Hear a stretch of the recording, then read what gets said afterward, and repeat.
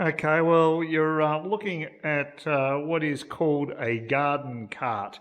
It's supposed to be a wheelbarrow. Has four wheels, so it's got greater stability. This got delivered yesterday. That was the good news. They actually delivered it to my door, which is fantastic. The only problem is that it arrived without any manual to explain how to actually put the thing together. Now, I found a manual online, a PDF file, that appears to be a similar construction of this. I think it's a fairly basic design that's probably used as a template for a number of variations on the same theme.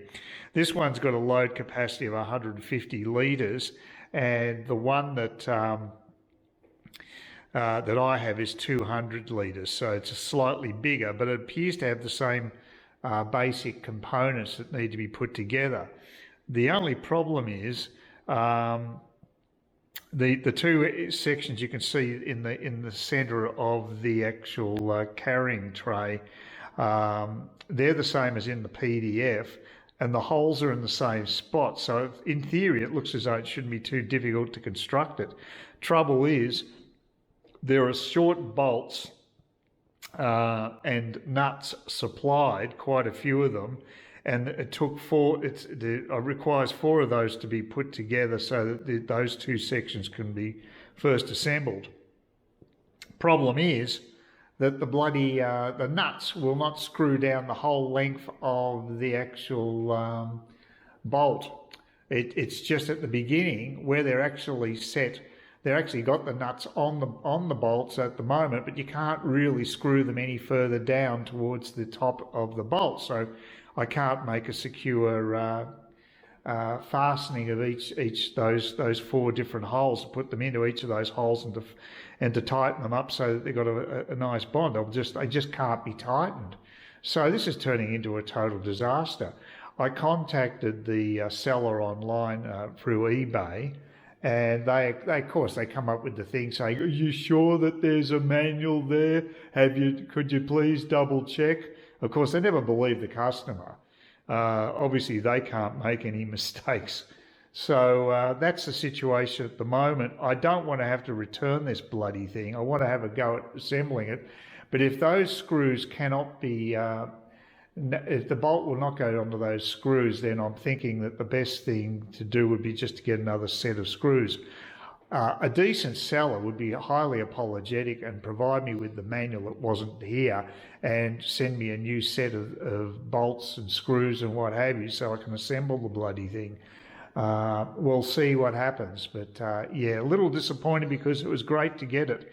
So that's disappointing. Plus, another thing's disappointing. I've got this leak here, as you can see, that I've got the bucket there that's collecting constant drips because the connection between the veranda here and the main entertainment part of the house here, there's a gap, and there's been a constant drip going into this bucket.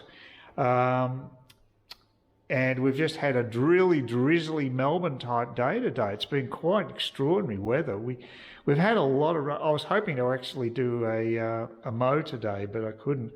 So I got a quote from the roofing. I got the guy from the roofing company, Intrust Roofing, in Cairns to come round on Thursday, and he checked out everything and it seemed fine. I asked what's happened to the quote because it's Wednesday now, so it's almost been a week and I haven't heard anything back from him.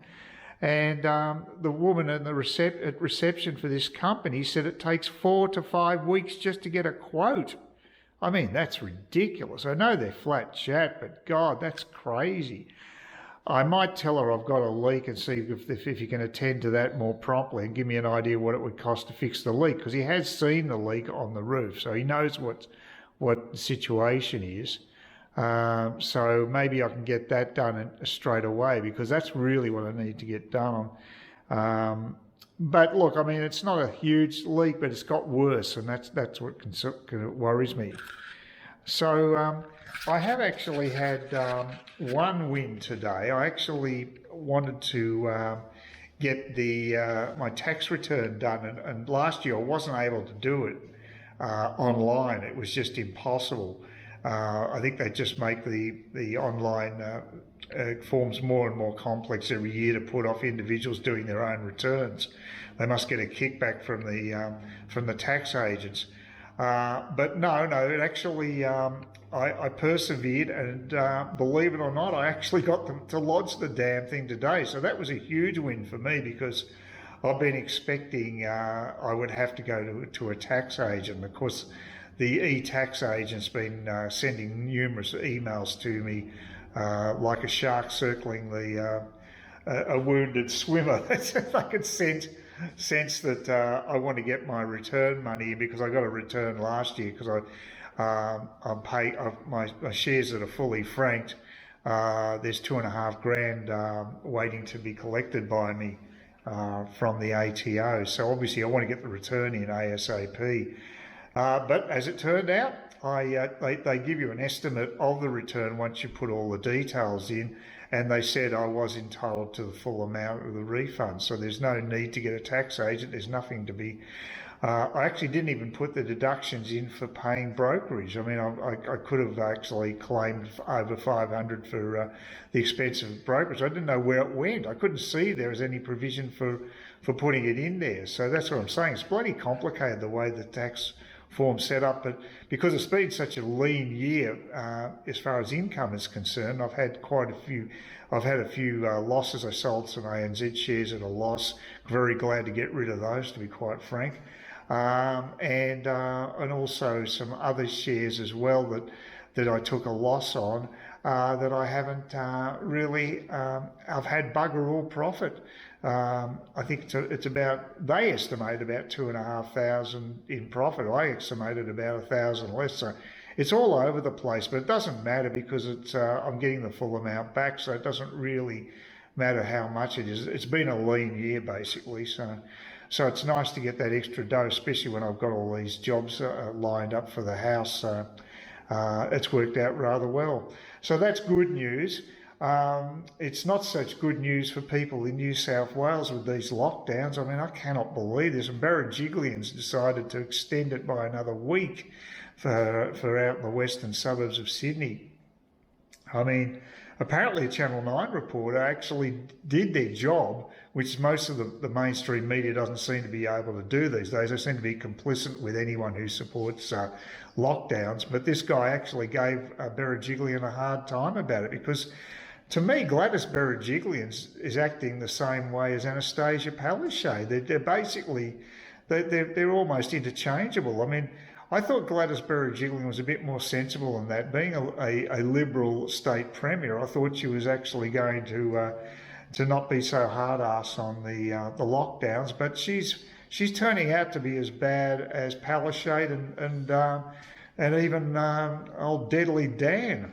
I mean, it's just unbelievable. These state premiers are pains in the asses, in my opinion, and they're power drunk and grandstanders. And remember, this is all about cases of COVID, not people who've been hospitalised by COVID or dying from COVID, which are the most important stats of all. That's what we should be concerned with, people actually dying from it. But you can't trust the stats, because they fabricate the actual causes of death anyway. It could be something that's got nothing to do with COVID, but they'll put the big C on the death certificate. So it's just, the whole thing is a fiasco. And I feel so bad for people who are trying to run small businesses.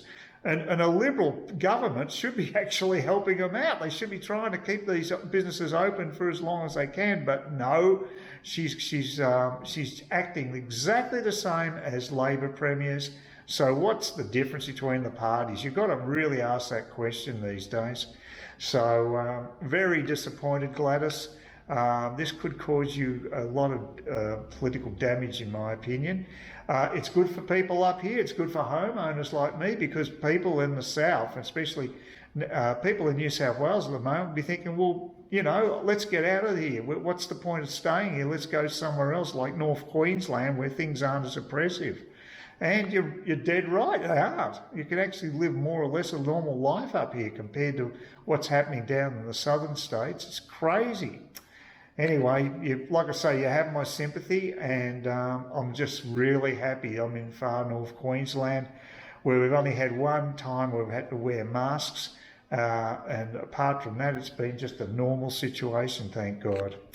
So, like I say, I hope things get back to normal for New South Wales. But if people want to pull up stumps in Sydney and move up to Cairns, well, who can blame them?